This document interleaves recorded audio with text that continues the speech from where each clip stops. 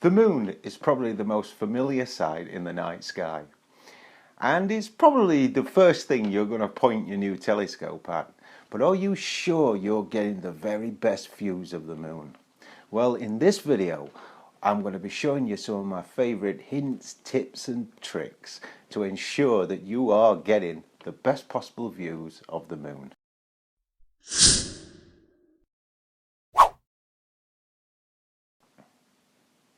Hello, welcome to my channel, Small Optics. My name is Jason. Now, the moon is such a great target to study, and many amateur astronomers have devoted their entire life work to just studying the moon alone.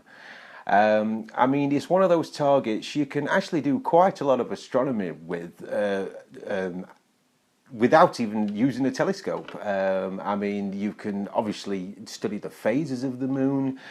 You can see darker surface, all the darker surface detail on the moon, the darker patches and everything, which once were thought to be actual seas, but we now know they're ancient, long extinct, huge volcanic lakes. And you can see those quite easily with the naked eye. You can even see craters with the unaided eye. Tycho's a classic one that you can see. Of course, there's another phenomena called earthshine, which is basically what it says. It's when the dark side of the moon that's getting reflected by the bright earth that's baked in sunlight, hitting the dark surface of the moon, which is just giving it a little bit of a glow. Hence earthshine, which is quite easily seen again with the unaided eye. So this is just before we've even put any optical aid on the moon. But when you do point a small telescope or even a pair of binoculars, your eyes are going to be treated to a whole new world of wonders. Now, of course, you are going to be viewing the moon with your telescope, and there's one accessory that you are going to need, and I'm going to say it's essential, okay? I'm going to go as far as saying essential, and that is a moon filter. Okay, now please keep watching, don't fast forward, because I can't stress the importance of these things, right? Now, a lot of people don't like, including seasoned astronomers, do not like using moon filters in any shape or form. Okay, and that is usually because what's supplied with your telescope, all right, you may have got a moon filter supplied with your telescope. Sometimes they do, sometimes they don't. And usually there are these, I'll just move these to one side, and then if I hold this up, you'll be able to see it a little better. Can you see that better? It's just a green filter like that. Now the problem with these is it turns the moon green, and I'm on the side of I hate that. All right, I'd rather see you know, a pretty normal natural colour of the moon. Okay, now I'm going to cover this. Now there is ways around this, don't worry. I'm going to cover all that in a minute. But first, I just want to explain why it's important that we use a filter when observing the moon visually.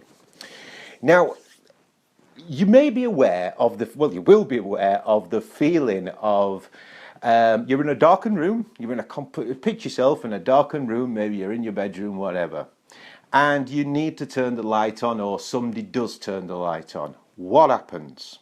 The light comes on and you instantly go, like this, and you're doing all this, okay? Now, this is a perfectly natural thing. Everybody's eye does it, but what this is a natural defense, okay? That the eye, it's all its defense, it's the way the eye's working to get that defense mechanism coming in, right? Now, and now stay with that thought, okay, of this you know, bright light kind of behavior that goes off. Take this outside with the telescope now. Okay, so it's lovely and dark. Your eyes are nice and darkly adapted. Now, what that means is simply, again, picture yourself in a dark room, or picture yourself in a bright room. Turn the light off. Now, when the light first goes off, you cannot see a thing, can you? Then eventually, things start coming into, you're like, oh, I can just work, you might be able to just work out the top of a chair and then the top of the dressing table. Oh, and then you can see the chair a lot more, and then the dressing table's really easy to see. That's your eyes getting into the dark adapted mode. Now, I'm really going into a lot of depth with this because I can't, it's important that you know how the human eye works and why it relates to using a moon filter. Because when your eye is totally natural and dilated like this, and all your pupils are nice and relaxed, and the rest of it, all the sensors in your eye that respond to fine movement and fine detail and low light are active. They're loving these conditions. Okay. Now, as soon as you turn a bright light on, these little things in your eye scatter like cockroaches when you turn a light on, and they go into defense mode. Okay. Now, whenever your eye is going into defense mode, you are impairing your vision. Okay, it's as simple as that. Another way to look at it is if you've been in a vehicle going down a road and the sun is low, okay, and the sun's shining in your eyes, you can still see where you're going, but you can't see fine detail.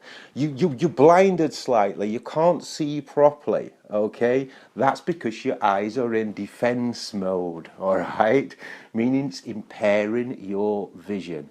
Okay, so stay with all these thoughts again, and we're back outside now with our telescope. Our eyes are dark adapted, and we aim our telescope towards the moon. You've got to remember, the moon is in broad daylight.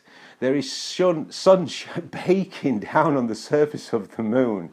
And now you're going to get your nicely dark adapted eyes and put them up to the eyepiece.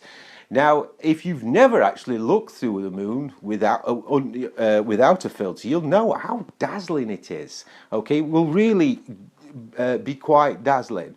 Now, all those defense mechanisms that I've just been talking about, cockroaches scattering, all the important ones, I couldn't think of a better way of explaining that. It's a simple way, I'm sure you understand what I mean.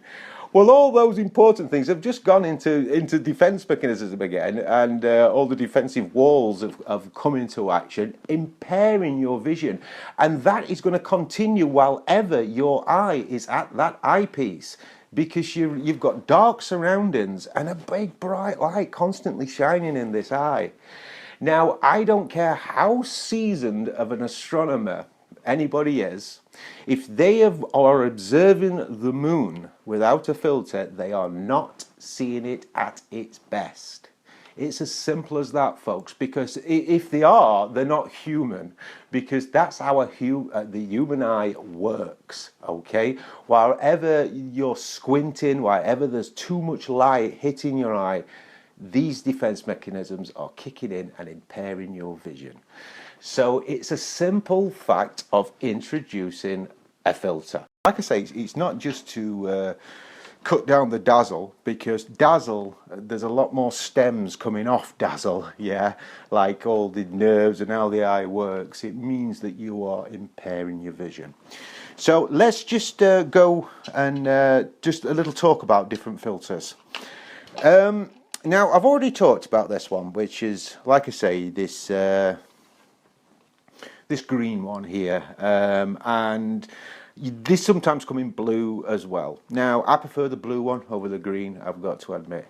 Now, excuse me, if this is the only filter you've got, don't worry. I mean, if you can cope with the colour, and you don't mind that it's a green colour, that's fine. You know what I mean? It's not that there's anything wrong with that. It's just that, like me, a lot of people prefer just a more of a neutral colour. Now, the filter I use, and the one I prefer, well, it's not the best filter. I'll tell you what I class as the ultimate lunar filter in a minute. But this is one of my favourites. If I hold this one up, you can see that this one it's not very, it may look a lot darker or paler on the video, I'm not sure, but this is quite a transparent filter, and it's got a kind of a violet-y colour to it, if you can see. Now, the good thing about this filter is it really doesn't affect the colour of the moon too much. And in fact, once you've got this up and running, after 5 minutes, you don't even notice it's on there, and that's the honest truth. You really don't notice you've even put the filter on.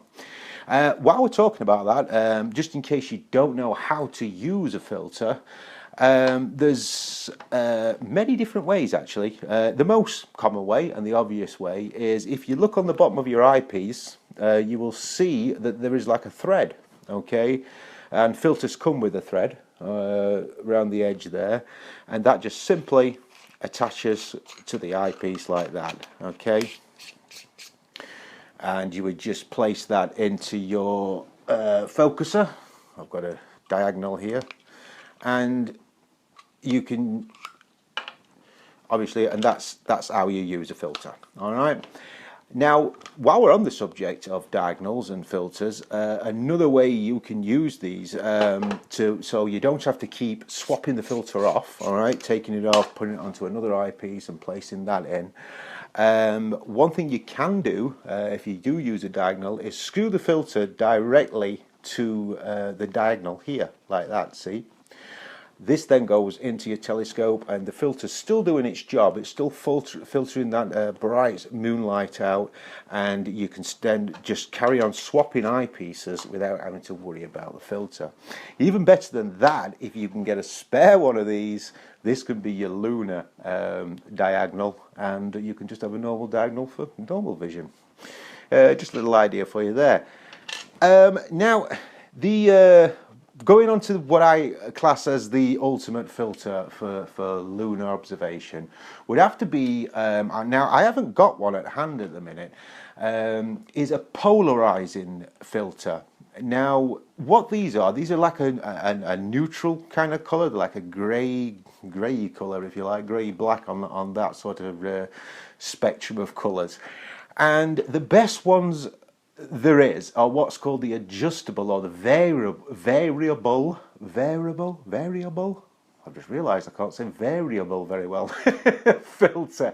Now, way these work is when you do get a polarizing filter. Imagine this is a polarized filter, and they do come in two halves like this. Okay, this is the adjustable one, and they come and they look pretty much like that. And what would happen is, as you turned one of the filters like this, okay, it makes it darker or lighter, and it goes from almost black to virtually, no clear sort of thing, and they're fantastic. Now, the reason I like these so much is they will work with all size of telescopes, because this is something else that's important when it comes to choosing a filter or the right filter for your telescope. Now, there's a simple rule for this. The smaller your telescope, the more transparent the filter wants to be. Okay, it's as easy as that. And if you think of it on a low, high and medium transparency, okay, a low transparency would be telescopes around 60-70 millimeters, 3-inch reflectors, something like that. Your mediums would be 4 to 6 inch telescopes, something like that, or maybe a little bit higher, maybe to 8 inch, and then obviously you get your low transparency would be for your big 12-inch Dobbs and that, and your big 12-inch Newtonians and the rest of it. So if you think of the scale that way, just think, well, mine's a medium-sized telescope, so I'm going to need something like that. But as a rule, you want to be staying to the more transparent to medium. Don't go on the heavy side, the dark side. Like this green filter here, in actual fact, is probably a little bit too dark it's definitely too dark for this small 70-inch refractor. Okay, at 70 inch, that's a big one. 70 millimeter. And it's okay for the reflector, but even for the reflector, there's probably maybe a little bit too much darkness going off in there, as where this is just perfect. Okay, it's got that lovely transparency to it. But yeah, going back to the polarized ones, a great tip actually, if, like I say, these are the ones, if you're going to get a moon filter, treat yourself to an adjustable polarizing filter. Just have a quick search and you'll see hundreds of them come up, you know. They're quite easy to get hold of. One thing you can do, okay, now the idea of these, of course, the adjustable, the variable transparency is what I've just talked about, basically. You can really fine tune it so it's just right and nicely balanced with your telescope, so you're just letting enough light through, so it's keeping your vision without impairing your vision. The downside to these type of filters is once it's actually attached to your eyepiece, okay, you would put it into your diagonal, okay, and then if it was a little bit too bright or a little bit too dim, you'd have to take it out, adjust it, put it back in, adjust it. Now there's a dodge to this, a brilliant dodge. I thought this was fantastic when I learned about this. What you can do is separate the polarization like this, the polarizing filters, all right, because they come apart. Leave one of them attached to your eyepiece, okay, and the other side, the other one, attach it to the thread on the diagonal. Now all you have to do is with the eyepiece, instead of having to take it out and adjust it, all you would, whoops daisy.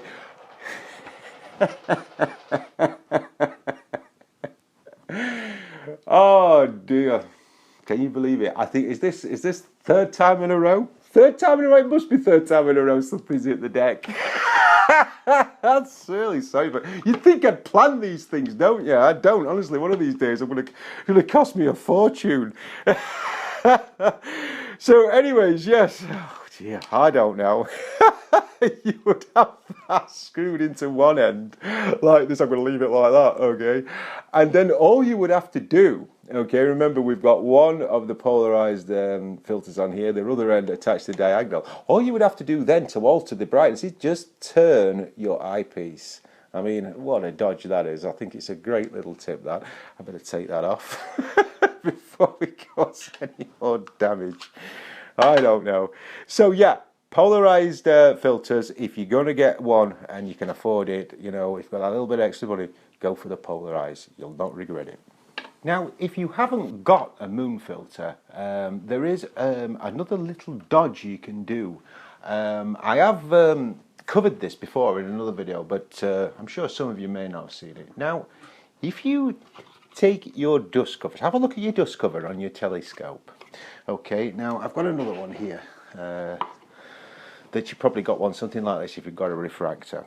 Okay, now this one's already got it off. Now, have you ever noticed these little holes here? Okay, these mysterious little holes here, I should say, because they are a bit of a mystery to a lot of newbies as to what they are, and I was certainly one of them. I'm like, what on earth are these for? Now, one thing you can do with these is use them as an aperture stop. Now, that simply means if you take one of them off, okay, what you do, if I was to place this back onto the telescope now, okay, this is reduced the aperture. Instead of it being 5 inches, it's now what, 2 inches, okay, of aperture. Now you can do exactly the same thing with refractors by taking that center cap off, okay, replacing the dust cover, okay, so you replace that back on, and again it's reduced the aperture of your telescope. This again is going to reduce the amount of light coming into your telescope and into your eye, because remember, the moon, we don't need to collect light from the moon. In fact, we need to turn it down, and that's what these polarized filters that I was talking about, the variable ones, that's basically what they're like. It's like having a brightness control on the moon, you know, where you can just turn it up and get it just right. But here's another little thing you can just try out if you haven't got a moon filter at the minute, which you simply must go and get one, okay? And that's you seasoned astronomers as well, okay? Don't think that you're looking at the moon and you can see it well without a filter. Get yourself a filter, you'll do yourself a favour. And I'll tell you what it's like when you actually do start using a filter and use them regularly. When you take it off, and actually look at the moon, you'll just wonder how on earth you manage without one. And I always relate it to those apps that cut down the blue light. Again, something else I recommended. I know it's not astronomy related, but it's really good on your eyes. It's one of them that cuts out the blue light or something, and if you use your phone or a computer late at night or even just in artificial light, these things are brilliant, because when you turn them off, I tell you, it's like, have I really been looking at the computer screen that bright? You know, it's amazing how much we put our eyes through. So yeah, it's a good idea. Do yourselves a favor and get a filter. Do it, okay? Get one ordered now if you haven't got one. Now, a little tip about when you do actually observe the moon. To see it at its best, it's always a good idea to observe the moon when it's at half or below. Okay, what I mean by that is when you've got a new moon or just a little thin slither, obviously you want a bit more than that. You want something to look at. But as it gets into its crescent phase, if you like, and then up to half, that's the best times to get the best views. And it's purely because of how the sunlight's hitting the craters. It's a bit of a misconception that a lot of beginners make, that the best time to view the moon is when it's full.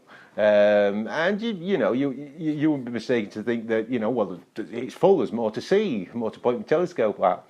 But because it's the sunlight shining directly on the moon, you're getting no contrast in the shadows. Okay, everything's just overexposed, if you like. And so when it's at half or crescent, you're going to get a lot more shadows cast on the moon, bringing out the craters. So I'm not saying you can't observe the moon when it's at full, but it's not where you're going to get the best views. Okay, but even at crescent and even at when is like, doesn't look that bright, always still use your filter. Okay, just bear in mind all the things I talked about the defense mechanisms in the eye. Now, I know this video was a bit of long-winded. I could have quite easily said, listen folks, use a filter to look at the moon, thank you, goodbye. But I really did want to stress the importance of, it's not just about taking the glare out. Okay, we're taking the dazzle out. It's that wherever you're at that eyepiece, them defense mechanisms are working overtime. Okay, they really are. They're going mad. So just something as simple as a moon filter is just going to really improve your views quite dramatically. If you think of it another way to think of it is an overexposed photograph. Okay, but why is a photograph overexposed? Because there's too much light getting in there, and your eye is pretty similar to a camera. Okay, apart from one being organic and one not, they're pretty much the same. Okay, and too much light spoils things, and it's certainly going to spoil your lunar observations. So, like I say, do yourself a favour, get yourself a moon filter ordered.